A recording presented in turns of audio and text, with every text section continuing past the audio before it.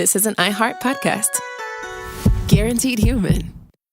Work can be a little weird. Cringy training seminars, coworkers who won't stop talking about their plant, forgetting the mute button at an inopportune moment. We have to deal with a lot on any given workday. Sometimes it can feel hard to thrive and move forward in your career. Well, that's where LinkedIn comes in. LinkedIn helps you get ideas and insights from experts in your field, connect with people professionally, grow your network, and access tools designed to help you find the right fit for your next role. Whether you're just getting started, figuring out your next move, or looking to accelerate your career, LinkedIn is built to support you at every stage because LinkedIn is the network that works for you. Visit linkedin.com/knowstuff to learn more. Running a business is hard enough. Don't make it harder with a dozen apps that don't talk to each other. One for sales, another for inventory, a separate one for accounting. That's software overload. Odoo is the all-in-one platform that replaces them all. CRM, accounting, inventory, e-commerce, HR, fully integrated, easy to use, and built to grow with your business. Thousands have already made the switch.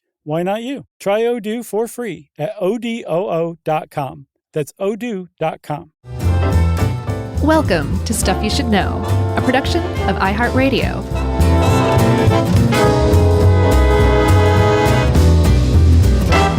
Gluten, gluten, out and glowing, and welcome to the podcast.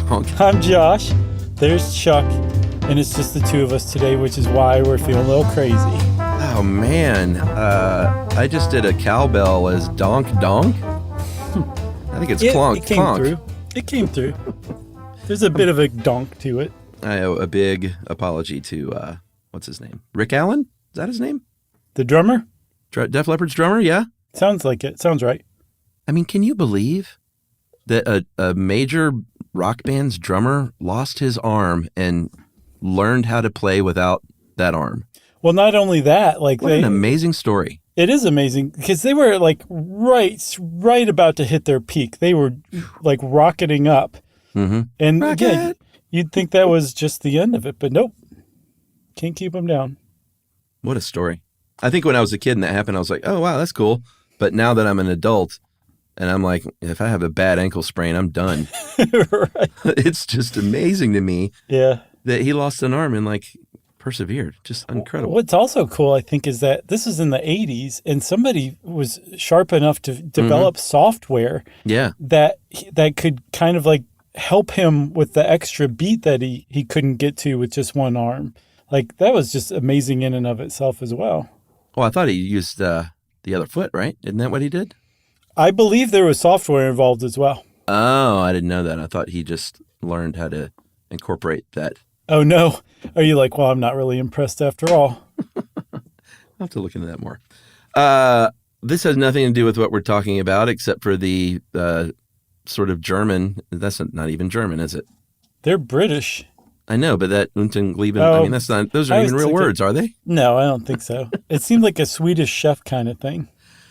Oh, goodness. We're talking about learning foreign languages because that is something, Ed helped us out with this, and he very quickly points out that that's a real mark of, and always has been, like, oh, they speak four languages. Ooh la la. It's like, yeah, that means, oh, boy, they're super smart or they're very worldly. And, it certainly requires some intelligence to speak many languages, I think, to be a polyglot. Mm-hmm. But it's always something that people tout. And I don't blame them. If I spoke four languages, that's the first thing I'd say. Hey, I'm Chuck. I speak four languages, by the way.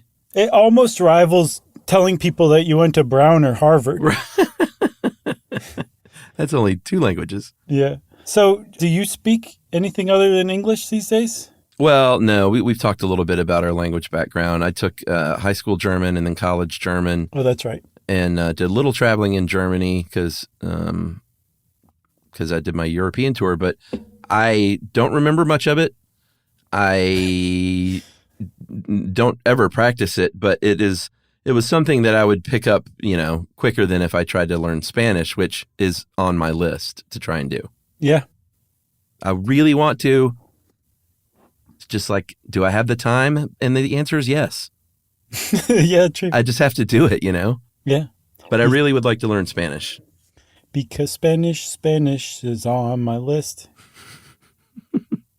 But before we talk about what people in the biz call L2, we should talk a little bit about L1, which we've talked a little bit about before, but L1 is like when you're just a little dumb baby and you learn how to talk, which I can now attest as a parent is one of the most remarkable things you can witness as a human learning language. That's really neat. Seemingly by themselves, because you're not saying like, this is how you say spoon.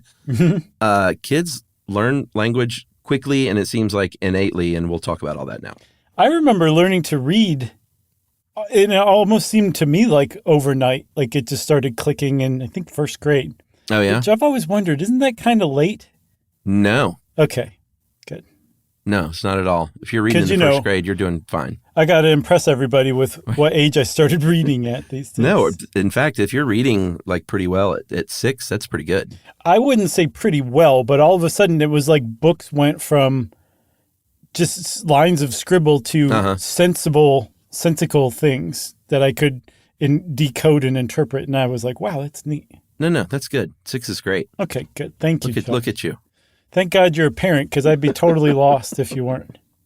All right, so we'll talk about some of the language theories. The first, like whether or not they're still relevant or not. The first is called critical period hypothesis. Long-standing debate about this.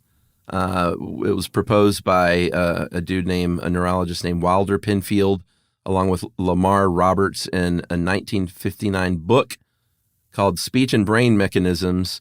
And this is the idea that there's a critical period in a young human's life where your brain has the plasticity that's just off the charts, and it can learn language then. And after that, learning a new language is a lot harder. Yes, which seems to be what generally people think of today, right? I mean, sort of. I think critical period hypothesis made it seem like it was really, really, really hard after this. Gotcha. Because they didn't really believe in, they thought plasticity stopped at a certain point. Okay, I got you. Yeah, because there was a time where people thought that you had all the neurons you were ever going to have when you were born, and you just, smoked hashish and lost them over time. I was about to say the same thing. Oh, yeah. Like you smoked them away a few at a time or whatever. Exactly. Yeah. And that all of your neural connections were formed, by your teens maybe, and then after that you just got dumber and dumber, right? Yeah. So this is that's that school of thought. Yeah, that basically things are pretty fixed after that certain age, and that's why it's so hard to learn language later on. But we now know that that's not true, and your brain can still be very plastic. But it's remarkably close just in its principle. In the basis of its idea, it seems pretty accurate. Yeah, because it is harder. What were the names of the two guys again? Wilder Penfield and Lamar Roberts. They sound like a alternate universe Steely Dan. Sure. Like those are the members of Steely Dan in the 8th dimension. Yeah. Penfield and Roberts. I like it. I just made myself laugh. Sponge theory is next, and that's one that has really gone the way of the dodo, right? Yeah, they used to think that kids just absorbed everything like sponges. Like you were saying, it was remarkable and magical to watch Ruby just suddenly learn to speak. Yeah. That was noteworthy enough to enough people that they're like, we didn't teach this kid anything. They just absorbed it. Right. And there's a certain degree of that, but one of the problems with sponge theory, which has generally been discarded, like you said, is that it really underestimates the importance of active learning. It's basically saying passive learning. I read there was like a New York Times blog post about kids learning L1, and somebody was saying, they were pointing out just how poor an analogy the sponge theory is by they put a picture up during one of their talks where there's a bucket of water and then a sponge like on the table next to it. Right. And it's like their proximity isn't enough. Like there has to be some sort of action and activity as well. You got to dip it, son. Another good analogy Ed pointed out is like, that's like saying if you're just an American household but you let your kid watch nothing but Spanish speaking television, that they're just going to learn Spanish. Yeah, but apparently that works if you're an adult. No. Okay. No, but watching foreign language movies can be a tool. I have a friend from way back. He taught himself French by watching French movies, got himself a job with UPS, worked there for 8 months, and then put in for a transfer to Paris and moved to Paris. What? Yeah, he was very cool. He went on to become the bass player in the number 2 most popular rock band in Turkey, according to a Pepsi Cola poll of that nation years after he moved on from Paris. This is a friend of yours? Yeah. That's amazing. Yeah, he was very cool. I don't know what became of him. I lost him after he moved to Turkey, but he was a good guy. That happens. Yeah.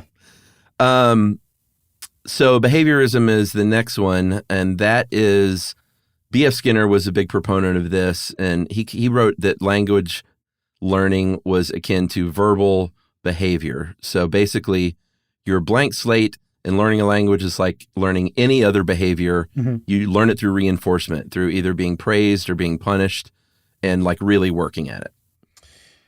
Right.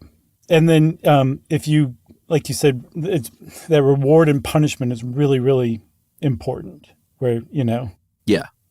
That's how you learn what's right and what's wrong. That has a little bit of basis in reality too. Like all of these competing theories, if you just carve a little bit out of each one and put it together, you've got learning language.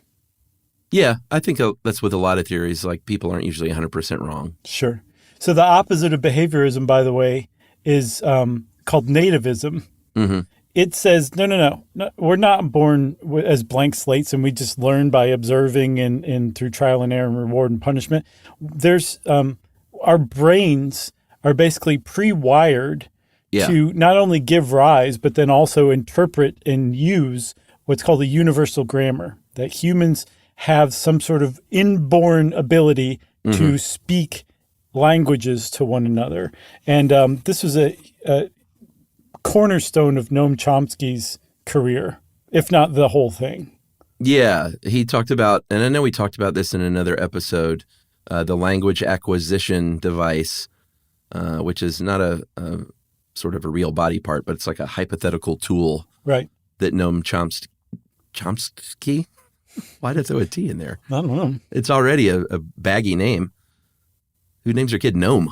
I don't know, but I mean, it really works. Those two names together work really well. I don't know much about this guy, but it's a name that I've heard 3,000 times in my life, so I need to brush up a little bit. He was, in addition to being a linguist, he was a very, very opinionated, very far left-leaning cultural critic as well, who made some really great points.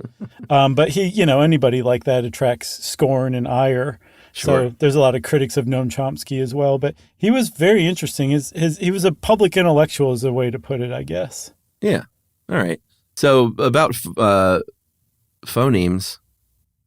What are Did those? I say that right? Yeah, phonemes. I always want to say phenomes. I know. I just goofed up and Josh corrected me. So, we edited out that part. Phonemes. Yeah, phonemes. Ed points out that a language let's say a language has like 40-ish phonemes. Phonemes? Are you doing this on purpose now? I'm really not. I'm sort of losing my mind right now. Yeah, I'm watching it unravel. It's fascinating. But babies start to grasp these, or at least the relevant ones of their language as early as 6 months.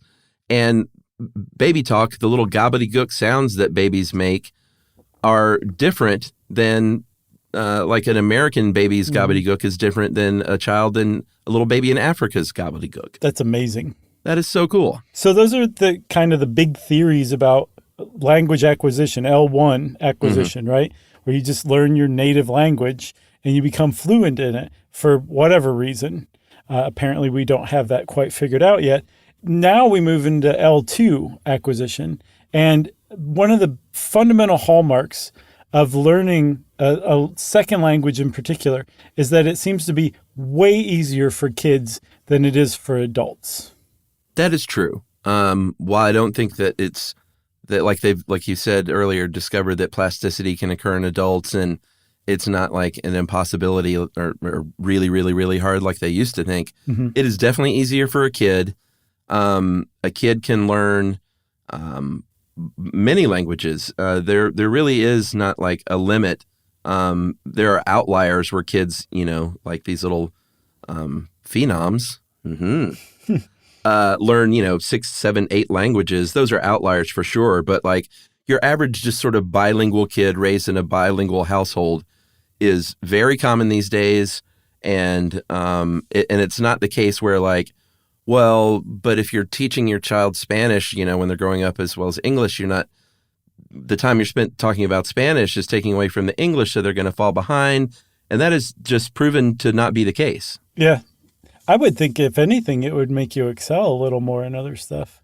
It does. Supposedly bilingual kids do better at problem solving situations. We'll talk about some other stuff like socially, but they don't experience learning delays or issues. It's just not something that they've seen happen.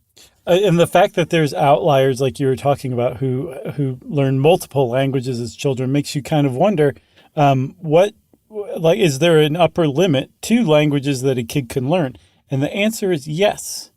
Apparently it's 3. Oh, I said there was none. Is there? There's... Oh, non-outliers. Okay, I got you. Right. Practically speaking, 3 is the max because language experts, aka linguists, suggest that you need to spend about 20 to 30% of your waking time practicing learning a language if you're learning another language. So you just do the math. Right. And that would leave time for I'm never doing math again. That would leave time for nothing else. If you were focusing on learning 3 languages at once, that would be the upper limit, right? At least learning them at once, I guess. Yeah, that makes sense. But there are people out there, just real quick, Chuck, who have learned tons of languages. There's a Canadian named Powell Janulis. He's credited with knowing 42 different languages. What? Another guy named Ziad Faza. He, I think, is the current record holder at 59. Wow. These are kids or just people? People. Okay. And then back in the 1850s, the governor of Hong Kong, Sir John Browning, was reputed to know 200 languages and speak 100 of them. What? That's amazing. That's what everybody said when they met him. Yeah. And he said, would you like to hear that in 100 different ways? Right, exactly. Before we break real quick, I did want to mention, because one of the things when I was sort of assigning this article out was like, is there any like research on why Americans tend to be less multilingual?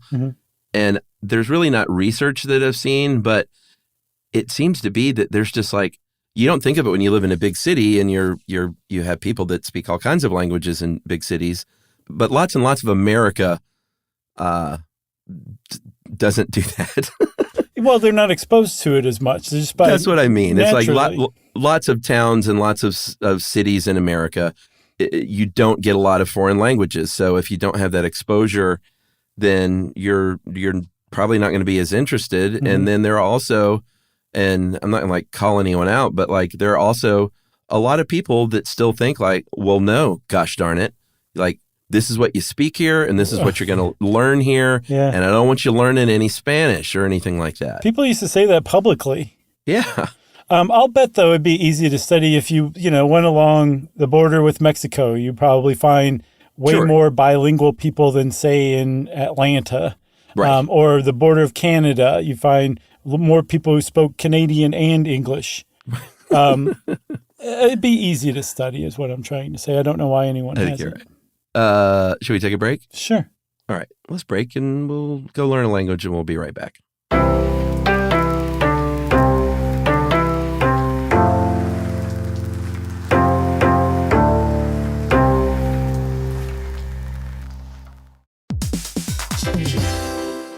We've all had the experience of calling a business and just wanting to talk to a real person. Not an automated voice pretending to be human, an actual person who can listen and understand and offer help. That's exactly what you can do with Ruby. Ruby is the virtual receptionist company that takes care of your callers when you're unavailable in the middle of something or simply don't want to pick up. That's right. They can answer, screen, transfer calls. They can take messages, collect payments, book appointments, and more, all while making the people you serve feel special. And best of all, it can help you be more productive. For example, 9 out of 10 lawyers who use Ruby log more billable hours per day than the national average. And other professionals like plumbers and technicians win more customers while being able to stay focused on the job. But whatever kind of small business you run, Ruby is built to save you time, earn you more customers or clients, and make meaningful connections with the people you serve. It's available 24/7, 365 days a year, and 100% based in the U.S. See why more than 15,000 small businesses use Ruby.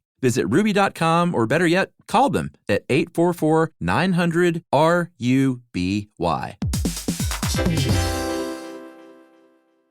The springtime thaw is finally here. Flowers are blooming, days are longer. We're saying yes to more plans and finally getting outside, running, walking, just moving again. It's the perfect time to upgrade your everyday go-tos with Bombas. Take Bombas sport socks. They're super comfortable and designed with sport-specific tech for running, cycling, yoga, hiking, you name it. I use them to run in, and I can tell you they work beautifully. So head over to bombas.com and use code SYSK for 20% off your first purchase. That's BOMBAS.com, code SYSK at checkout.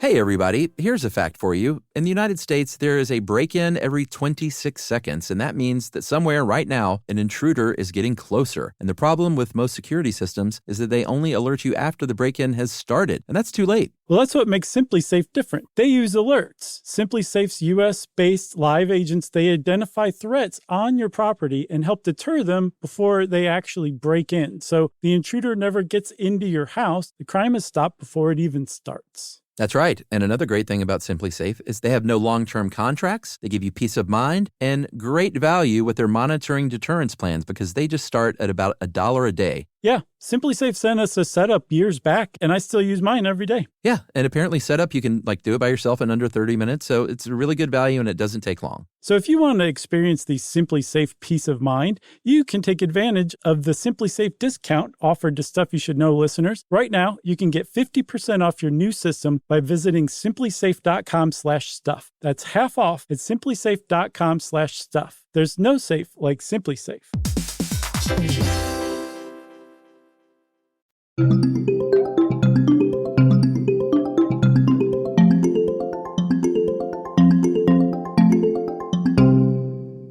So, Chuck, I got fascinated with this critical period stuff that we kind of went over, the critical period hypothesis. It makes a lot of sense to me. And it's backed up by some research. Apparently, what the problem with the Steely Dan guys' hypothesis was that they went too far. They made it too absolute. And it's just not the case that people can't learn things as adults. I mean, they should have probably figured that out from the outset. But it is much harder to learn a language as an adult than it is to learn an L1 language as a kid, or even L2 language as a kid. Yeah, and I used to hear when I was younger, because fluency is a funky word that I don't even know, like everyone agrees on what that means. Mm-hmm. Because when I was younger, I used to hear, and this is just that probably playground stuff, when you're just talking linguistics. Right. On the playground by the jungle gym.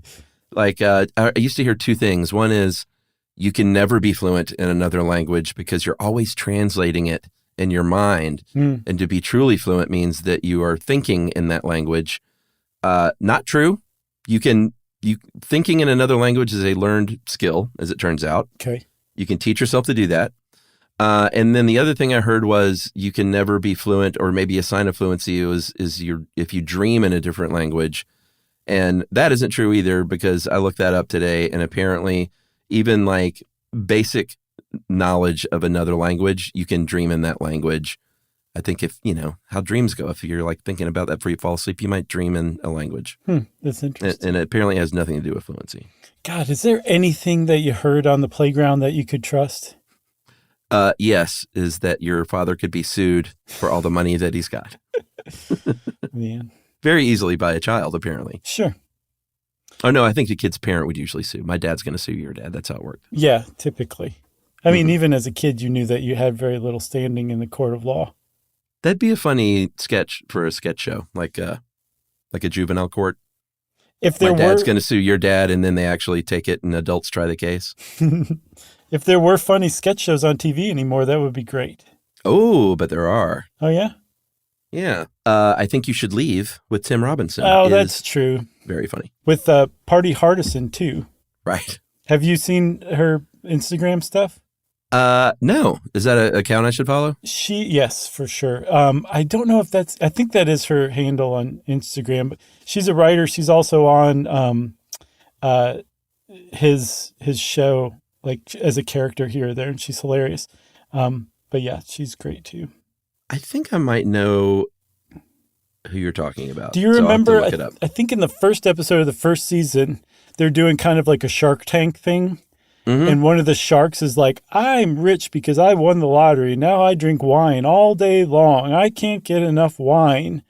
Do you remember that woman? Yeah. That's them. And I can't remember their real name. Party Hardison is just their handle, but I think it's like Patty Harrison or something like It that. is. It's Patty Harrison. And I knew her from A.D. Bryant's show, Shrill, that was so great. Oh, I never She's- saw that one. I need to follow. It was good. I need to follow Harrison's account, though, because she, like, every time I see her on TV, I'm like, she is one of the weirdest comedians. Yeah. Oh, you should And in, see like, her all the best Instagram. ways. Yeah, for sure. But yeah, I think you should leave. It's amazing. So where were we? Well, You were talking about Critical Period. Yeah, that's right. So the whole idea of why it's harder for a kid or for an adult to learn a language, a new language, than it is a kid, is because supposedly there is this critical period. There's a window of time. It's estimated to end anywhere from 5 to your mid-teens, where your brain is like, I'm down for whatever. Teach me whatever you want. I'm going to learn it. It's you just have a higher degree of neuroplasticity, right? You can form and adjust new neural connections, which is the basis of learning and like memorizing and retaining new things. Yeah. And we, talked about the fact that now we know that we can regenerate new neurons, make new neural connections. All the good things that you can do as a child in that critical period, you can still do as an adult. Should we talk about inhibitory neurons? I want to do at least a short stuff on them, if not a whole episode. They are fascinating. Yeah, I feel like we've talked about them before for sure. These are neurons that basically say, is this new input that I'm getting worth making a neural connection for, or am I just watching another dumb sketch show? And they give weight to like new things and novel experiences. So I would think that those inhibitory neurons are, if they're still around when you're an adult, then learning a new language is new and novel, so they would fire up, right? You would think so, but apparently they have kind of set your language in stone. And the only explanation, because I had the same question as you, it's like, that's novel, that's new. Those are new combinations of sounds. Why wouldn't it activate your inhibitory neurons to just stand down, right? And the best I could come up with, this is just me editorializing, I'll admit it, Okay. is that those new novel sounds are still following the same neural pathways that, say, English does. It's like the neural pathways you established for language, right? And that it's not distinguishing a signal, a different signal coming from that same neural pathway, whether it's in Spanish or in English. It's still traveling that same neural pathway, and the thing is so well worn that the inhibitory neurons like, it's going to take a lot for me to let you fire anymore because you know this stuff. That kind of makes sense because I was reading that L2 acquisition as an adult, it kind of giveth and receiveth the fact that you already know a language, because there's one school of thought that's like, well, since you've done it before and you know what language is and what grammar sort of is, in, let's say, English, that it might be easier to pick up as a concept because you already know that stuff. And then I've also read other schools of thought that says, well, no, it's just more difficult because you've ingrained those things. Right. But the thing is you can overcome that. You can be like, no, brain, I need you to pay a little more attention. This is novel stuff we're trying to do. And apparently as an adult, if you put adults and kids head to head in a test, which is hilarious. Feats of strength? Yeah. It always reminds me of Billy Madison, like blocking that shot from that little kid on the playground. Yeah. If you put adults and children head to head in language acquisition, adults just dust kids in almost every category. The difference is kids develop a richer understanding or acquisition of language. Adults as a second language are acquiring something more intellectually than more fundamentally. That's interesting. By the way, I've never seen Billy Madison. Oh, Chalk. Does he block a shot on the playground of a kid? Yeah, with to the Ramones beat on the Brat. It's perfect. Because Bill Murray does that in Rushmore. Did he copy that? Yeah, I mean, I'm pretty sure Billy Madison was out, long before Rushmore, for sure. Although I just saw Asteroid City, and I was just reading up on that and other Wes Anderson stuff.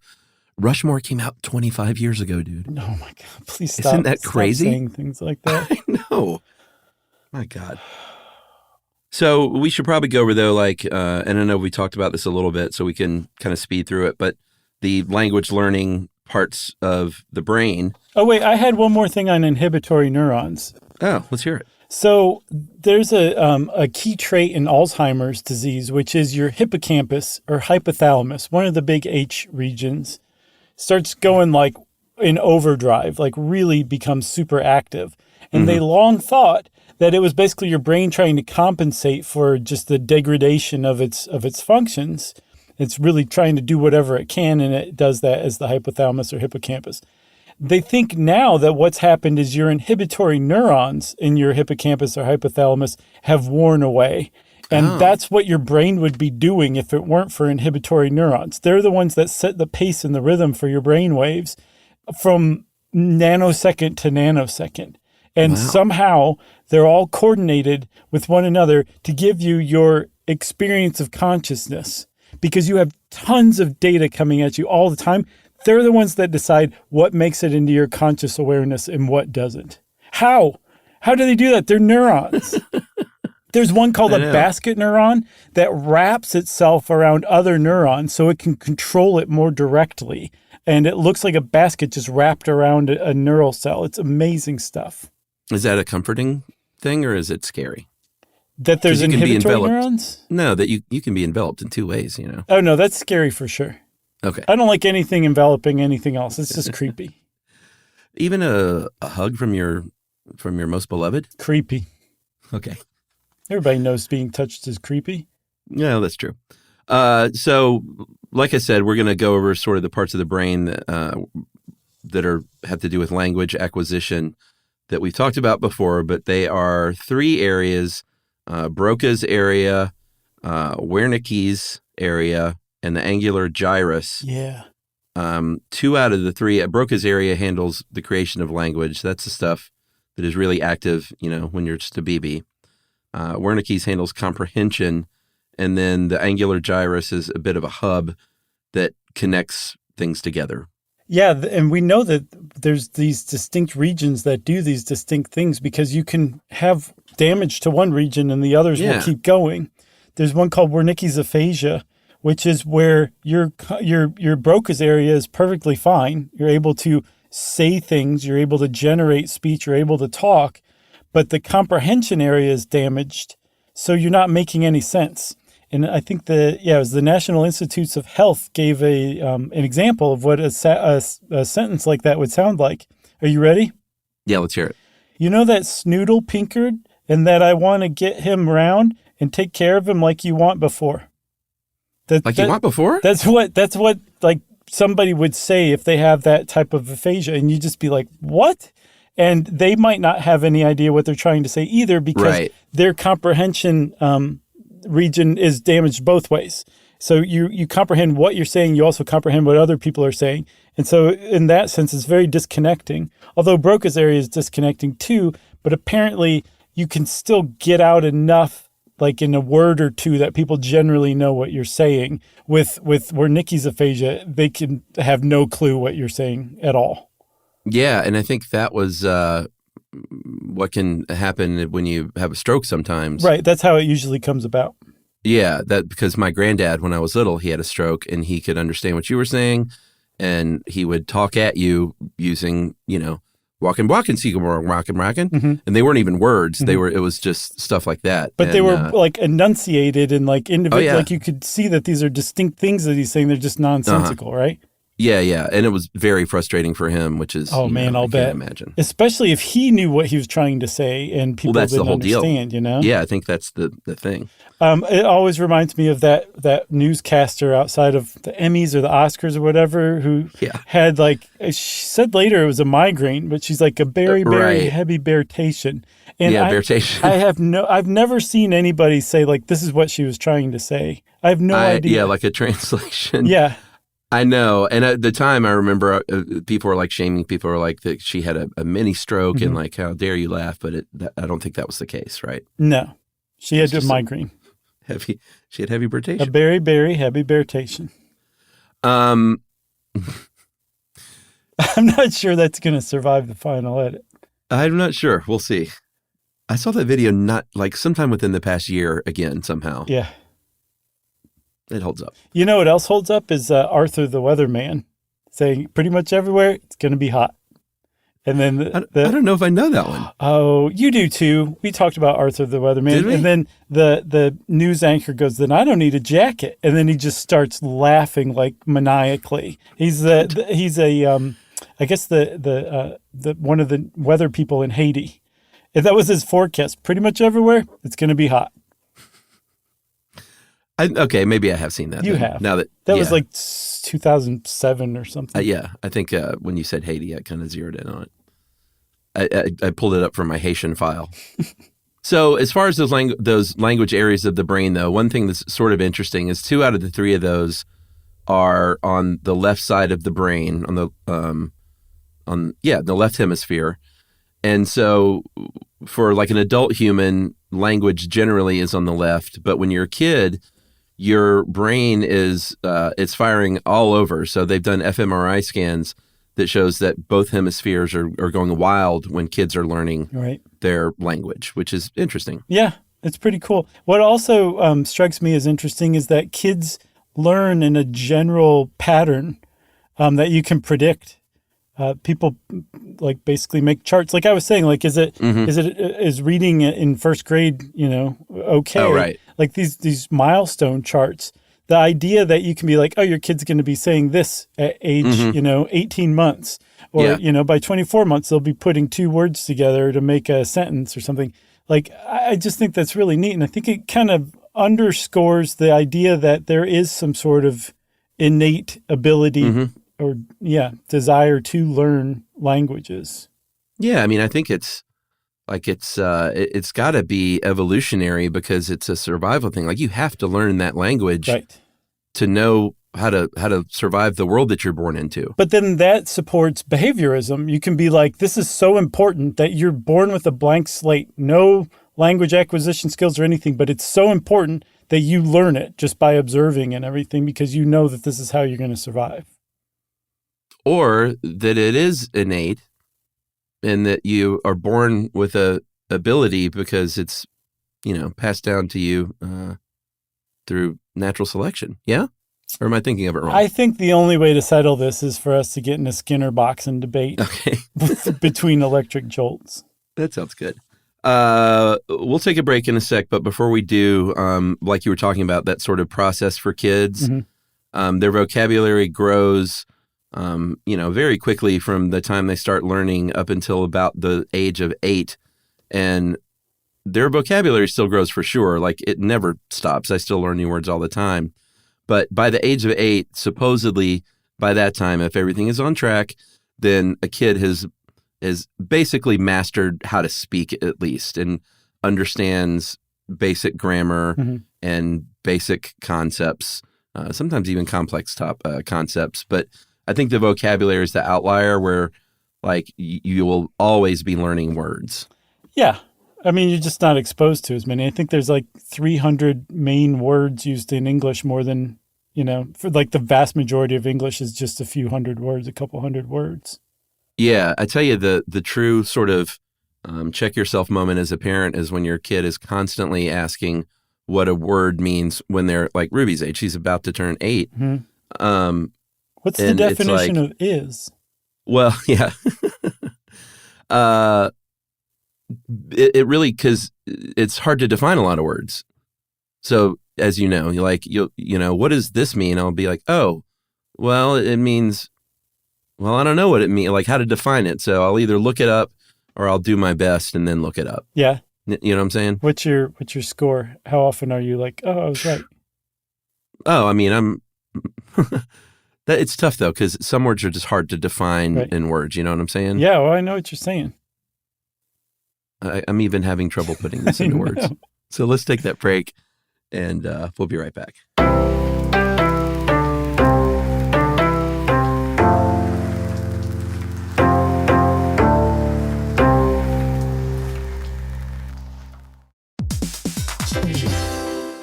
Hey, everybody, here's a fact for you. In the United States, there is a break-in every 26 seconds, and that means that somewhere right now, an intruder is getting closer. And the problem with most security systems is that they only alert you after the break-in has started, and that's too late. Well, that's what makes SimpliSafe different. They use alerts. SimpliSafe's US-based live agents, they identify threats on your property and help deter them before they actually break in. So the intruder never gets into your house. The crime is stopped before it even starts. That's right. And another great thing about SimpliSafe is they have no long-term contracts. They give you peace of mind and great value with their monitoring deterrence plans because they just start at about $1 a day. Yeah, SimpliSafe sent us a setup years back, and I still use mine every day. Yeah, and apparently setup, you can do it by yourself in under 30 minutes, so it's a really good value and it doesn't take long. So if you want to experience the SimpliSafe peace of mind, you can take advantage of the SimpliSafe discount offered to Stuff You Should Know listeners. Right now, you can get 50% off your new system by visiting simplisafe.com/stuff. That's half off at simplisafe.com/stuff. There's no safe like SimpliSafe.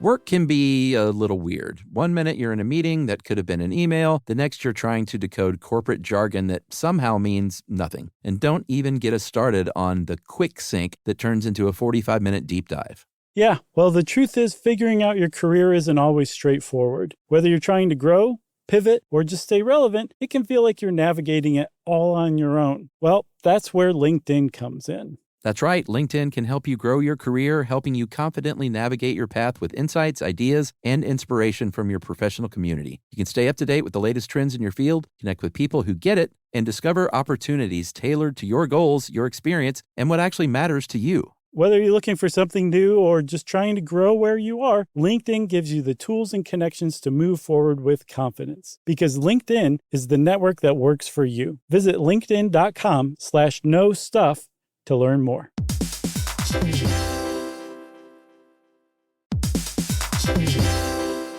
Hey everybody, we're here to talk to you about Wayfair, who believes that spaces should be functional, they should be comfortable, they should be well designed, and they can be well designed by you with their help. Your updated space should feel more comfortable, inviting, and practical for everyday use. And we're talking about outdoor seating. We're talking about grills. We're talking about major appliances. If you need storage solutions, Wayfair can help you out. Patio lighting, rugs, decor. It is your one-stop shop for home. Yeah. I mean, it's getting nice out, so it's time to think about living outdoors for the next few months. And Wayfair knows that outdoor furniture, it's heavy, it's intimidating to assemble. So Wayfair has stepped in and said, we're going to handle the hard part so you don't have to. That's right. You can shop Wayfair Verified, your shortcut to the good stuff. And that means their team of product specialists are going to vet everything by hand using a 10-point inspection, testing things like, quality materials, functionality, and features, and even how long it takes to build that piece of furniture. And the overall experience save time, reduce hassle, and improved convenience. Patio season is here, and these deals won't last. So head to wayfair.com right now to get your outdoor space ready for way less. That's WAYFAIR.com. Wayfair, every style, every home.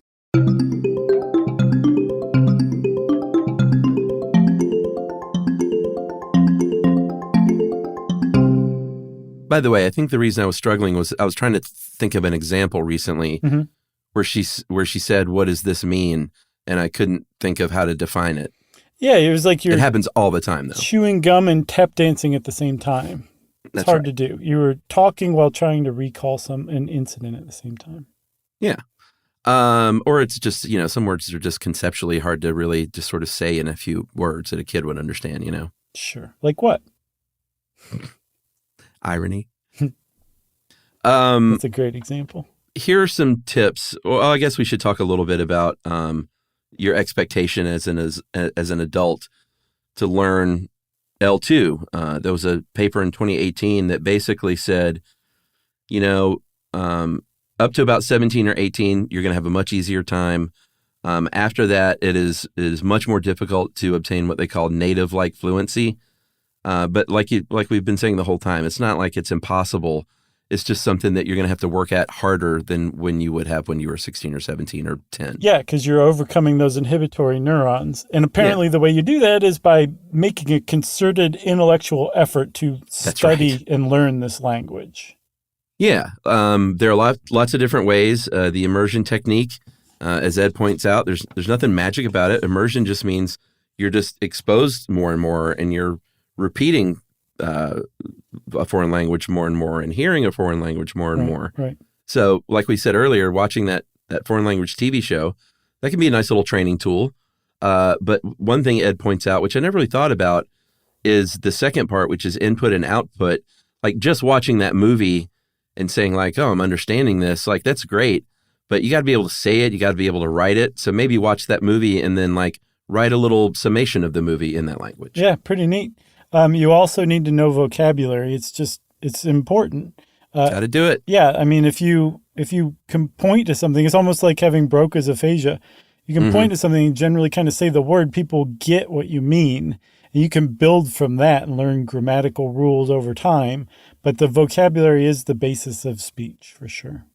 Yeah, there's no way around it. You are going to be looking and memorizing lists. But that's cool. I mean, the key here that I think people who teach languages have found in the last few decades, you do not do this in like any kind of marathon cramming way. You break it into manageable pieces, lessons that are short enough and interesting enough to keep the person's attention who's learning this extra language. Yeah. I saw another thing too, where it's easier. They found in studies if they do it in a non-threatening environment. And that, I knew you were going to laugh. It sounds funny because threatening means, you get the idea of, someone's like yelling at you to learn a language. Or like you're learning a language in like a dark alley. Yeah, exactly.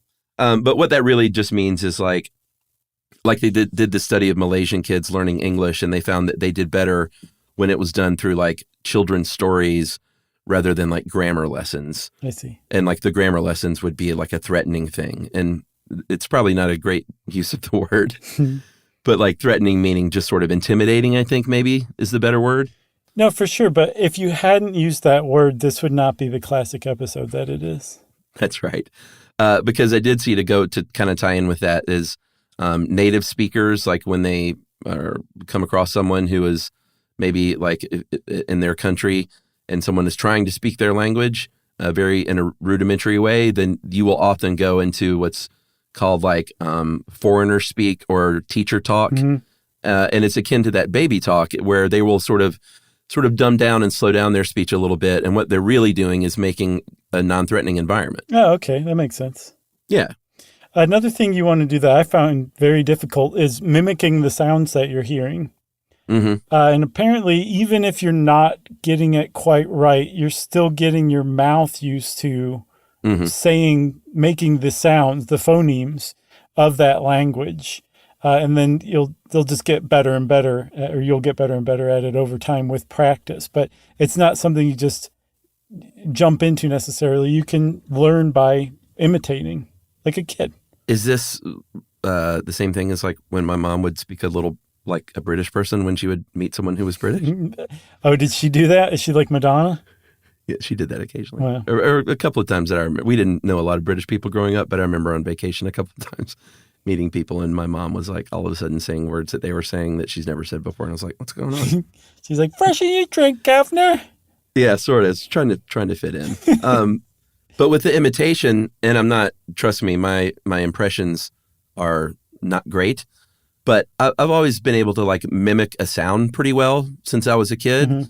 And so when I was taking German, I always got complimented on my pronunciation and my diction because I could just roll the R and I could make it sound like, my teachers are always like, "Hey, listen, you're not the best German speaker, but you sound fairly German when you're speaking it." And other kids in there, I remember, especially in the South, you would get these people speaking German with like a Southern accent. I remember that too in French class. And just couldn't make that separation. And I think I always had a little bit of a leg up because I was always trying to mimic or impersonate or do impressions and stuff like that since I was a kid. Did you end up wearing one of those kind of alpine caps with the feather in it in high school? You take it to that extreme? I was not the St. Pauli girl or boy. I didn't have lederhosen, but had pretty good pronunciation. That's impressive. Nice work, Chuck. But that kind of goes to what you're saying is just like practice the sounds of that language because the sounds of German can be very different than English. Exactly. And then there's so many apps out there. It's crazy to just learn that have figured out how to break these down into like digestible sections. And if you want to learn a language as an adult, there's never been a better time to do it. Mm-hmm. Or an easier time even, I would say. But there are some reasons you might want to learn a language as an adult. If you're not traveling, if you don't have a significant other who speaks another language, if you stop and think about it, there's not that many reasons you would think of to learn another language other than to show off. Mm-hmm. But showing off, I'm sure, is one reason some people learn languages. But there's other things that studies have shown people who learn additional languages exhibit more than others who are monolingual. And one of them is empathy, apparently. Yeah, that makes sense. They've done studies, and it's proven. If you're bilingual, you are more empathetic than if you speak one language. Yeah, try to dispute that. You can't do it. Yeah, try it in 2 languages. That sounds to me it just smells like one of those social psychology studies. For sure. But I like to think that it's true. It makes sense. It also said supposedly that if you're bilingual, you're better at conflict management.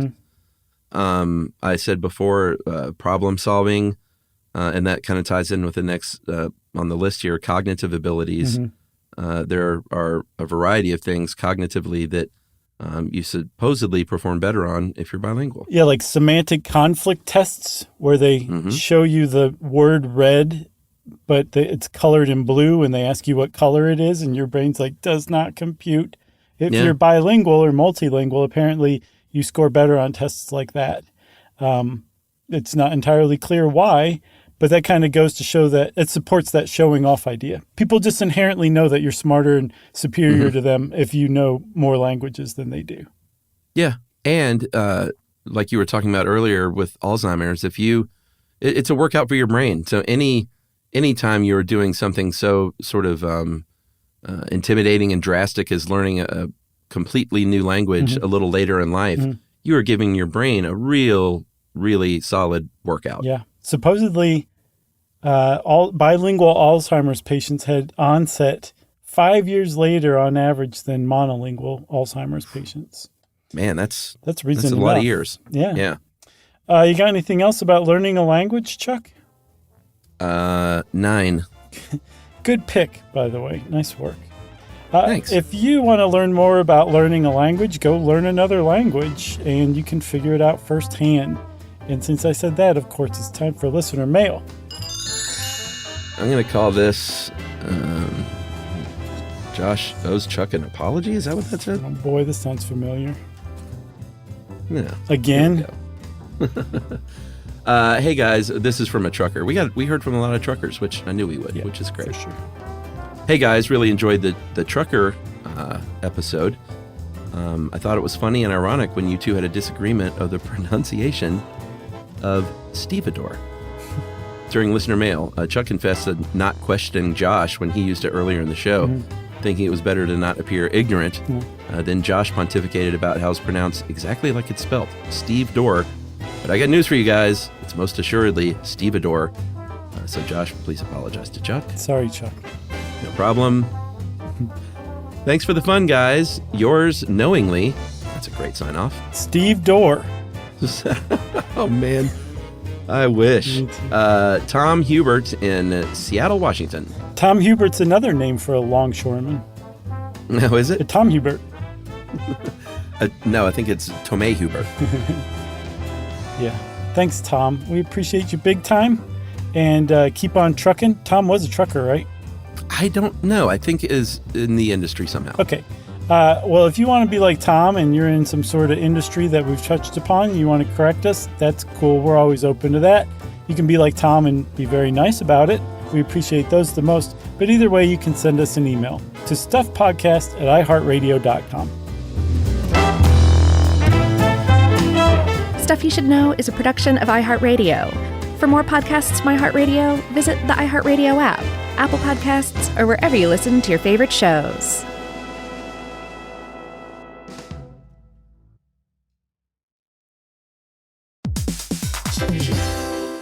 Hey, quick question for the parents listening right now. When's the last time your kid asked for something and you actually felt good saying yes? Because lately, a lot of families have been hearing the same thing. Can I have Lingo Kids, please? And here's the thing. Lingo Kids is the #1 entertainment platform for young kids with more than 4,000 interactive games, songs, and shows. Astronauts, wild animals, superheroes, dinosaurs. It's literally everything kids love all in one place. So when they ask for it, you can actually feel good saying yes. Download Lingo Kids for free and start exploring today, or unlock even more amazing content with Lingo Kids Plus. And if you go with the yearly plan, you can save up to 60%. Just search Lingo Kids in the App Store or Google Play. Lingo Kids, everything kids love.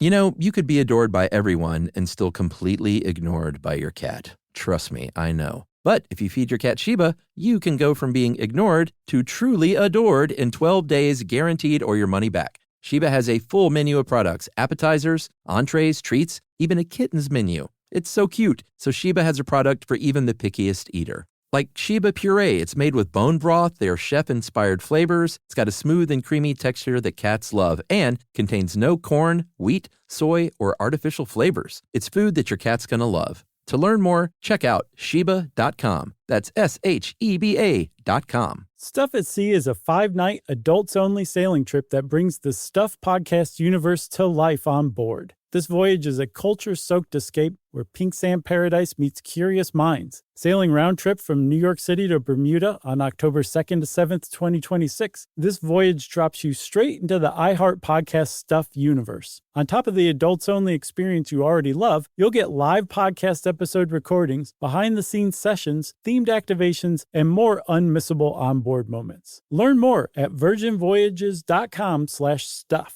This is an iHeart podcast. Guaranteed Human.